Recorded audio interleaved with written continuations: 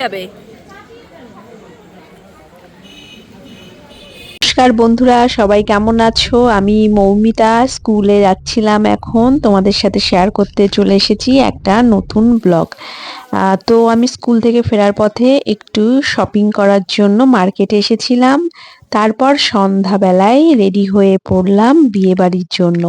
চলছে এখন বিয়ের মরশুম। এই যে আমরা আছি তিনজন এবং সাথে একজন ছোট্ট মানুষ, তিনি হলেন রায়ান। তাহলে কিন্তু চারজন। তবে রায়ানের মুডটা ভীষণ অফ ছিল, যেহেতু ওর বাবা বিয়ে বাড়িতে যাচ্ছিল না, আর ও বাবাকে না নিয়ে যাবে না। তো ওর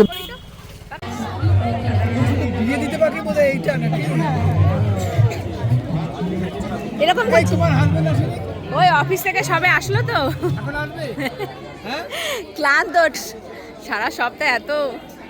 হ্যাঁ, এটাই। স্টার্টার আছে ওখানে।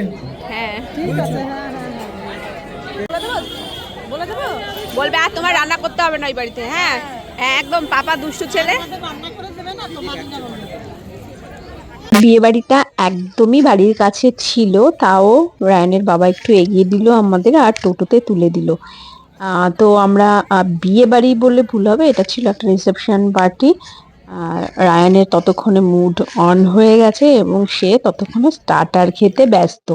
স্টার্টার বলতে কাবাবটা খুব পছন্দ করছিল, কারণ কাবাবটা ভীষণ নরম ছিল। এই যে এসে একজন ফ্রেন্ড পেয়ে গেছে, কিন্তু ফ্রেন্ডের সঙ্গে মানে খুব একটা জমে ওঠেনি। আর কোথাও গেলে এই যে যাকে মেয়ে বলে, মানে আমার ছোট বোন, তার দেখভাল পুরোটাই ওকে করতে হয়। এই যে দুজনের মধ্যে চলছে চুম চুম। রায়ান ওর দিদুনের হাত ধরে একটু ঘুরে বেড়াচ্ছিল, আর সেই সুযোগে আমি একটু ভিডিও করে নিচ্ছিলাম। বিয়ে বাড়ি মানে সত্যি সবারই ভালো লাগে, আমার তো বিয়ে বাড়ি আসতে খুব ভালো লাগে।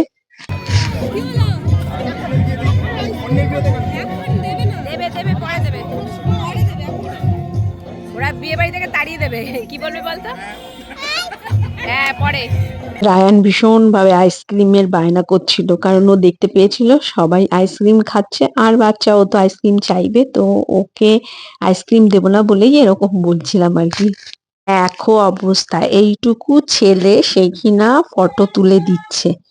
হ্যাঁ সত্যিই তাই, ও ফটো তুলে দেয়, তবে সব ফটো হয়তো ঠিক হয় না, তবে তার মধ্যে বেশ কয়েকটা ফটো কিন্তু ভালোই হয়।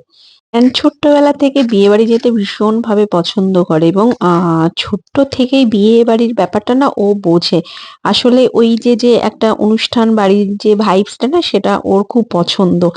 আর যেখানে যেখানে নিয়ে যাওয়া সম্ভব আমি চেষ্টা করি ওকে প্রত্যেকটা জায়গায় নিয়ে যাওয়ার। কারণ এতে কি হয়, বাচ্চা অনেক বেশি সোশ্যাল হয়, যেটা আজকালকার দিনে ভীষণ জরুরি। কারণ ওদের বেশিরভাগ সময়টা কাটে এখন বাড়িতে অথবা স্কুলে ভর্তি হলে স্কুলের গণ্ডিতে। সেক্ষেত্রে মেলামেশার সুযোগটা ওদের ভীষণভাবে কম, এবং আরো কম এই কারণে যেহেতু এখন ওরা একদমই মাঠে যেতে পারে না সেইভাবে। আর আগে যেমন আমরা পাড়ায় পাড়ায় ঘুরতাম, পাড়ায় বন্ধুদের সাথে খেলতাম, সেই সুযোগটা বা সেই কালচারটা কিন্তু এখন একদমই নেই আর কি বললে চলে।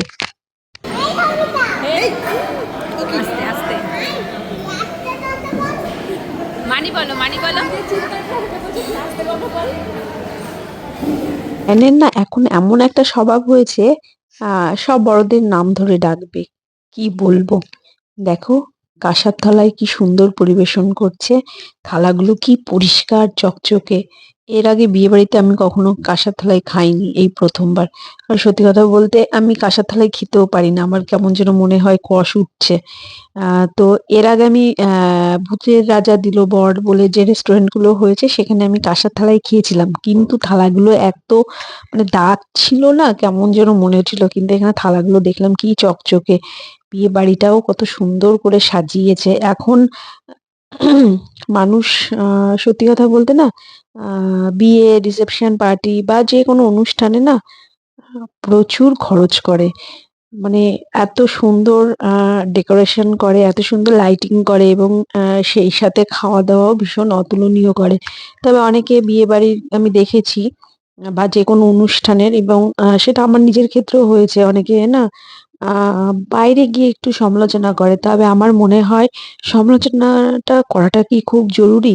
কারণ যে ব্যক্তি করছেন তার জীবনের সঞ্চয়ের অনেকটাই খরচ করে দিচ্ছেন কিন্তু এই বিয়ের অনুষ্ঠান করার জন্য। তো সেক্ষেত্রে আমার মনে হয় তাকে আমরা সহযোগিতা নাই বা করলাম, কিন্তু তার পাশে তো থাকতেই পারি তার সমস্ত কমতিগুলোকে নিজের কমতি মনে করে, তাই নয় কি?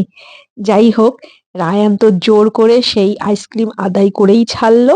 তবে ওই যে কুলফি খাচ্ছে আর আমার তো রীতিমতো টেনশন হচ্ছে, কারণ কয়েকদিন আগেই ও শরীর খারাপ থেকে উঠেছে। আর এখন ওয়েদার তো ভীষণভাবে চেঞ্জ হচ্ছে, ঠান্ডাটাও বেশ জাঁকিয়ে পড়ছে। তো এই হোক, এই বিয়ের মরশুমে আমার এই বিয়ে বাড়ির ব্লগ তোমাদের কেমন লাগলো জানিও। সবাই ভালো থেকো।